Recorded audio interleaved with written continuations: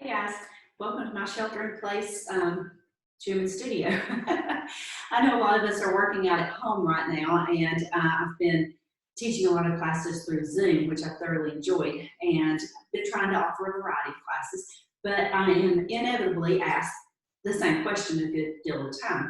People understand what a cardio workout is, or even a Tabata workout, or strength training, but when it comes to bar, a lot of people are very unsure of what bar is. And they're very hesitant to try it because they feel like, oh, it's ballet and I can't dance. So I'm going to let you know right from the front, it does not matter. It's not about dancing at all. Bar is actually an excellent full body workout. It's great for multiple things. It does have its origins in ballet in that some of the positions and the postures are originated from ballet. We also incorporate yoga, do a lot of great stretching, and Pilates, a lot of wonderful core work, and core, of course, is all the way around, not just here, are all incorporated into bar. So when you take a bar class, you're going to see that it's very low to no impact.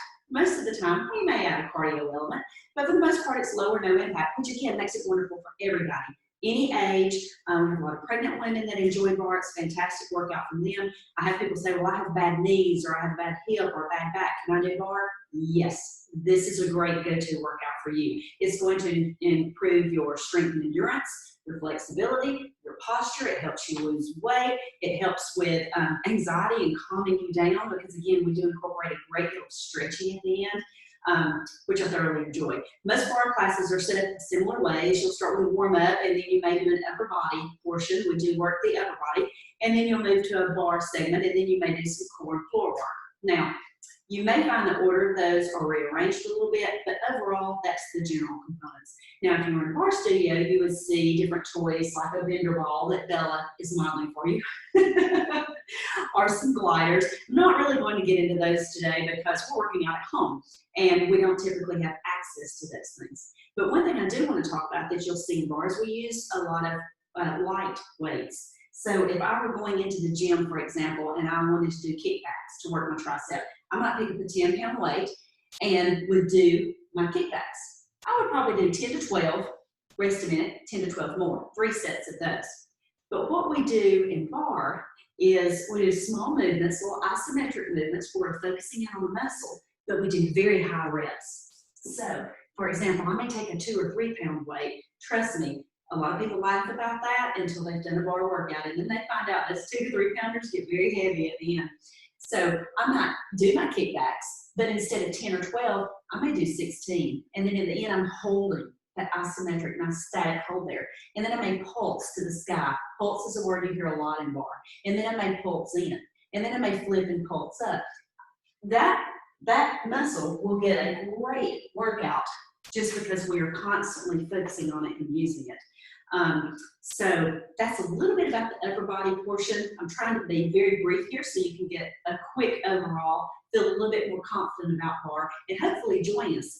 Definitely for online now, but then when we are able to get out and about again, we'd love to have you join one of my classes either here in Dalton or Calhoun at the studio or the gym. So let me show you a few other things about bar. We do use a bar primarily for balance.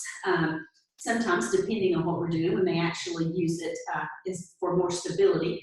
But shelter-in-place time, I just have a bar stool, so it's here for balance when I need it. And you'll hear a few terms and a few positions in bar. So let's talk about those first. We do regular squats like you may do in the gym already or at home, where our feet are about shoulder width apart. Of course, we can do wide squats, we can do narrow, but for this purpose, I'm going just regular width. And with squats, we push through the heels, send our cupcakes or our rear end out like we're trying to sit in a chair. And as we do this, you may notice that the body pitches forward a little bit, which is totally fine with a squat. Okay? Keep that in mind because we're going to come back to that body position a little later. So you may see us do squats. Another thing that you may see or hear is first position. So let's begin with that one. This is a ballet term. But in first position, we're starting. Our feet are close together, and I'm rotating from the hip out. I generally tell people shoot for about 11 o'clock. It depends on your level of comfort. If you're very flexible or if you do have a dance background, you may have a very wide turnout. But I don't encourage that among people who aren't used to bar because you don't want to put any undue pressure on your hips or on your knees. So we have a slight turnout. The bar, again, is here to help us support, and our posture is nice and straight. Now, here's the difference. Remember when I told you a squat, you may see the body pitch forward?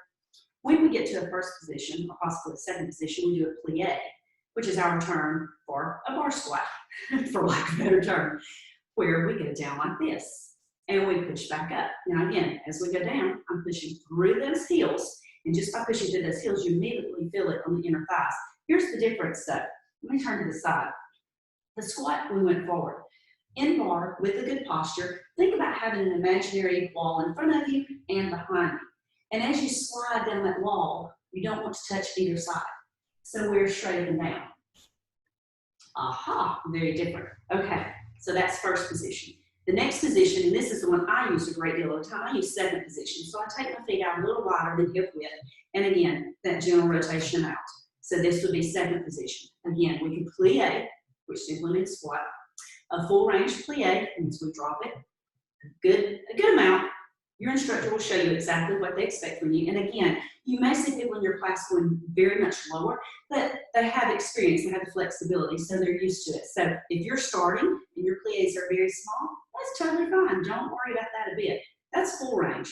The next thing that we do is we might do a half range. So we take it down low and think half range, about an inch up and an inch down. So these are even smaller movements. So now you're really feeling that through the quads and through the inner thighs. And then we drop it low, and you will hear this a lot, pulse. Pulse are tiny little pulses, just what they say they are. They will light your legs on fire very, very quickly.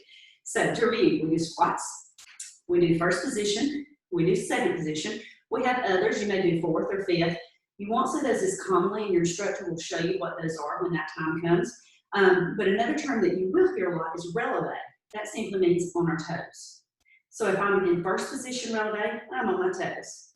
If I'm second position, I may plie and then go to a releve. That really engages the calves and you feel it quickly. Sometimes we may drop down in a plie and we may alternate our heel lifts or do double heel lifts. Again, we're holding and maintaining this good posture, but you feel that all the way up through the entire leg. So those are very common. Squat, first position, second position. And then we do a lot of lunges as well. So we may turn toward the bar or we may turn the other way. I'm going this way right now so you can see. And we may do a lunge, we'll go all the way back. We may drop our knee into a back lunge. So you'll see lunge variations as well. So let's say we did first, we did second, we did parallel, our squat, we did lunges, we talked about releve, we talked about full range, half range, pulsing. I was trying to think of, chair. Now, chair is one of my most favorite poses. Usually when I say we're going to chair, or even more so reverse chair, my clients will groan and I'll hear them, but y'all, it works well. Haven't been doing as much just because we don't have the stability, but chair is just what it sounds like in bar, is you're sitting into a chair. And from this position, then you may still do some squats. You may do some heel raises and some pulses. Reverse chair, backwards. So those can be very, very tricky. Now, let me tell you, when you're working out, those muscles, again, they're going to ignite. They're going to get hot. They're going to be on fire. And don't stop. Keep going as much as possible. If you have to take a break, take a little break and then join back in just as soon as you can because you want that burn. That means it's working. Another thing that you're going to see, and even as much as I do bar, you will see this happens to me all the time in class. Women be doing something and all of a sudden you start seeing the shake happening.